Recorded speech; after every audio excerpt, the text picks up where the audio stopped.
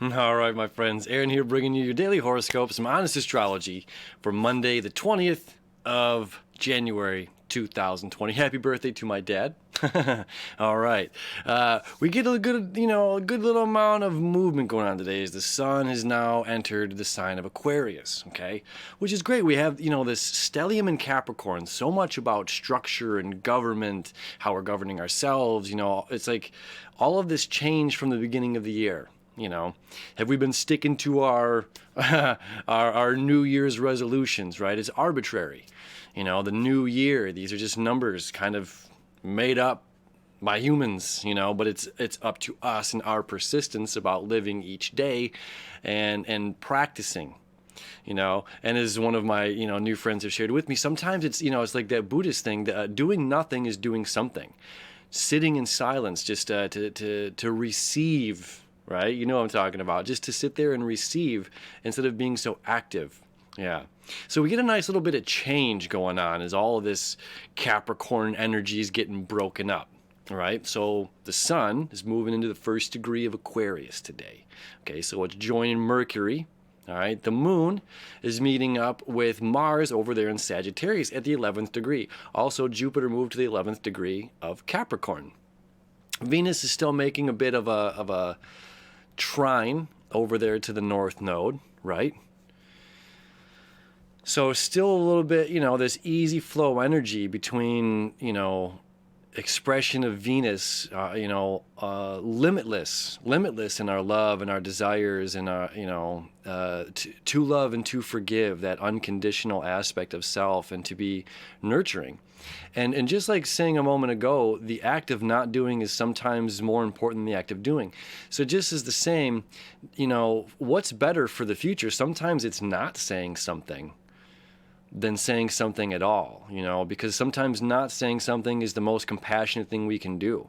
Sometimes an individual has to, if we're caught in whatever is going on, sometimes just, like that surrender that we've been dealing with in that Capricorn energy, 21 degrees, gracefully surrendering, just kind of walking away, backing up for a little minute, a little bit, or a little minute. That kind of came out as a conjunction. But, just kind of backing up and giving it space, giving it air. It's like the key ingredient to bread is air. Right, is moving it around. Really cool docu-series about that, Up in Air, about making bread. Really fun. Anyway, so that sometimes that space, that bit of air is the key ingredient to what's going on here for us to be compassionate. Same with the sitting with meditation, is to just going inward and not being so active on doing something, but going inward to see what this body needs or what this mind needs. So the mind is racing right now with new concepts and new ideas as it's in the sign of Aquarius. As again, the sun is joined, the sign of Aquarius, where it's saying, can I do something? Can I create something, bigger than self? Can I create something that's going to surpass my life, my human existence here on this planet? Can I create something, we don't all have to be creating skyscrapers or monuments with, our faces and bodies, bronze statues. It's not what it means, but, like it's like a Mother Teresa kind of a thing. It's just like the love and care that this woman had. I know there's controversy about everybody, but, it's just like by being a good person, Cancer North Node, by being that good person, that legacy, that name lives on. It lives by an example, which is really beautiful. So the sun and Mercury, Aquarius is about the future. It's about, we're going to have the new moon here in just, another week.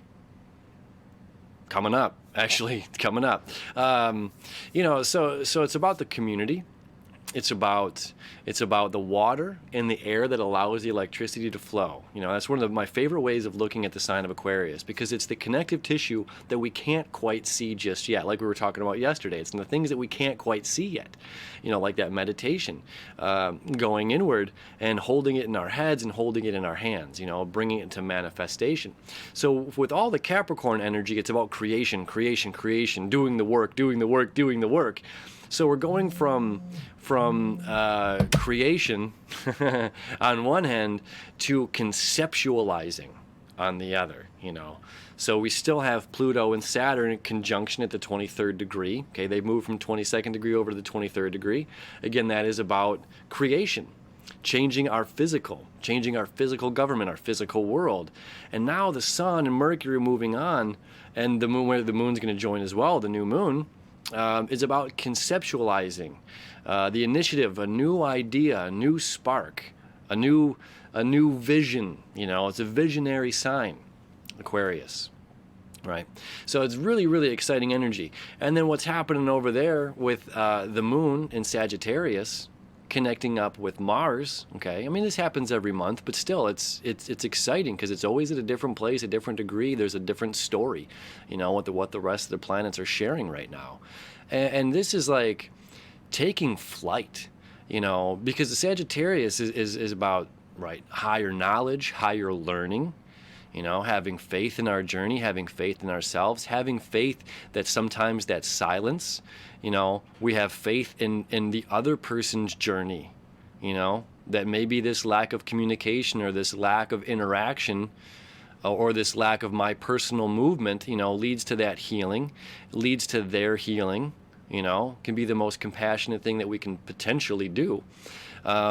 And I can say for myself, like, yeah, I know in the past that it's proven to me, you know, someone, you know, cutting me out of communication has been very, very powerful for my own growth. So it's like trusting that other person's going to learn growth, that's going to learn whatever they need to learn upon this journey. And it's not up to us to take action, to insert ourselves, to tell them, you know, this is why you failed the math class, or this is why you failed the English class, or this is why you failed love, or whatever it may be, you know. So at the 11th degree, where our emotional moon is meeting up with our planet of action, which is fun, emotion, energy and motion, you know, Mars and the moon meeting up together in the same space in Sagittarius. You know, it's a bit of like a spiritual awakening, you know, symbolism of flying to our highest potential. Now, it's a rare griffin. I'm failing the name of this bird, but it flies higher than eagle. Eagles fly about 10,000 feet high, which is insane. Okay, vulture. It's a griffin vulture. Okay, flies 37,000 feet in the air. Very rare bird. But can you imagine that? I mean, that's commercial airplanes, commercial airliners, 37,000 feet high. Okay, so this is like beautiful symbolism of like, how high can I potentially fly? How high can I go as an individual? You know, so this is like connecting, you know, it's not quite making this connection here with Mercury. Mercury's only at 6 degrees, but still we have fire. You know, the moon, Mars, action, fire, moving into action. How high can I take this, and where can I go with it? Mercury and the sun, you know. So this is like, the symbolism is just like, we are the first ones to greet and meet the sun. You know, where that early bird gets the worm kind of a thing. It's just like, we're flying so high, you know, we're greeting the sun before it's up. Good morning, sun, you know. I don't know, the symbolism part is really fun to me. Again, how high can we take ourselves? How high can we potentially go? Where were we last year? Where were we 2 years ago, 3 years ago, 4 years ago, 5 years ago, 7 years ago, 10 years ago? You know what I mean? Depending on where you're at in life. You know, we've all been through even just a few months ago. Looking back at September again with all of that water energy, holy smokes, you know, compared to where we are now in this form of creation, construction, discipline, self-discipline, thankfully all that Capricorn energy, you know, healing, an immense amount of healing has been done over the several months. It's bringing us into 2020, which is like, hey, this is the year to transform, you know, this is the year to get it together. So how high can we take this? How high can we go?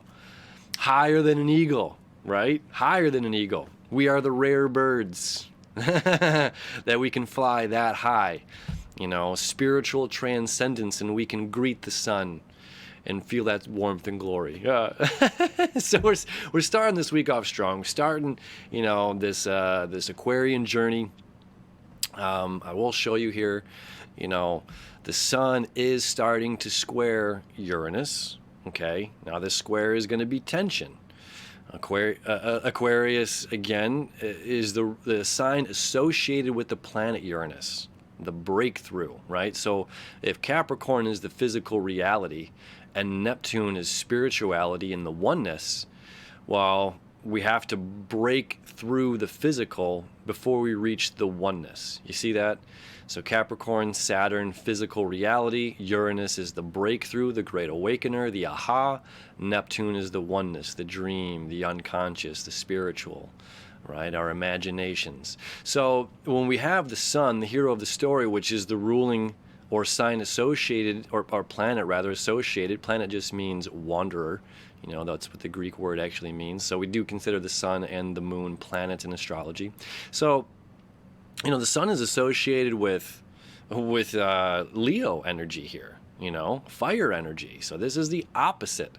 You know, is the sun in detriment here? You know, they say its opposite sign is going to be one of its weaker points, where, you know, again, it's going to be focused on the community, where this is the star of the show, the lead of the play, or the star athlete. This is the coach. This is the director. This is, you know, these two energies right here can be a little bit more cold and brash in the zodiac, okay? The Capricorn and Aquarian energies can be, you know, emotionally withheld. You know, thankfully this year we still have, during this Aquarius season, we still have the North Node in Cancer reminding us, which is an odd quincunx, or right now it's a sesqui-square, as you see right here, a sesqui-square down here to the North Node.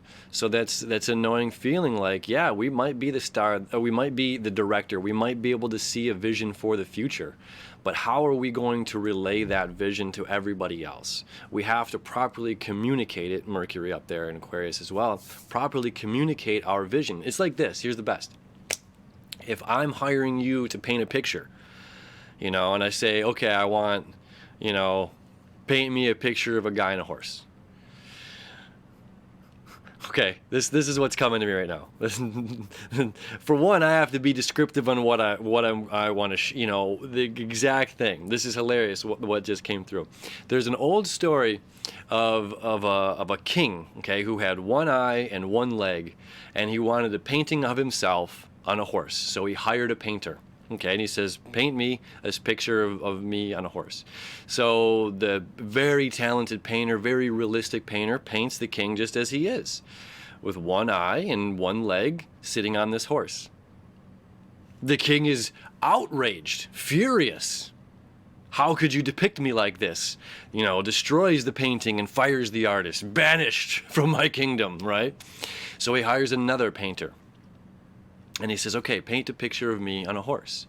So now this guy has the experience. I've been here. I've seen this. Okay, now the experience of what happened to the last artist. Okay, so the king says, paint me this picture of me on a horse. So the painter says, okay, well, I'm going to paint the king with two legs and two eyes. And then he hands him the painting and he says, this is an outrage. This just looks nothing like me at all. Again, destroys the painting and banishes the artist. Now the third, it's always the third one gets it, right? So now the third artist comes through and the king says, paint me on this horse, you know? And so what the painter does, what the artist does, is he paints the king sideways on this horse and a profile view, so you can only see one of his eyes, and one of his legs is hidden, you know, the leg that's missing is hidden behind the other side of the horse. So it's a true depiction of the king, but it doesn't show his, whatever, you know, his disformities, which he is clearly uncomforted by, you know, the display that the first two artists had by it. So, the kind of point of this is being as most descriptive as we can, while being the coach, by being the director, by being the visionary, to help other people and ourselves, that sense of community, create what it is we're trying to create. Now, if that's just being quiet and listening, how am I going to play my role in helping you? You know, or we can't all be the director, we can't all be the coach, right? We all have our roles to play. So, you know, it's just like finding out what our roles are in this community, in this game of life here, and listening and being open to receiving or being descriptive enough in our communication so that the job is executed properly, you know? All right. That's story time with Aaron for the day. As always, thank you for hanging out with me. I appreciate you guys so much. I appreciate the support. I love, the comments that started coming up. I really appreciate that. It's good chatting with you and getting to know people across this beautiful planet.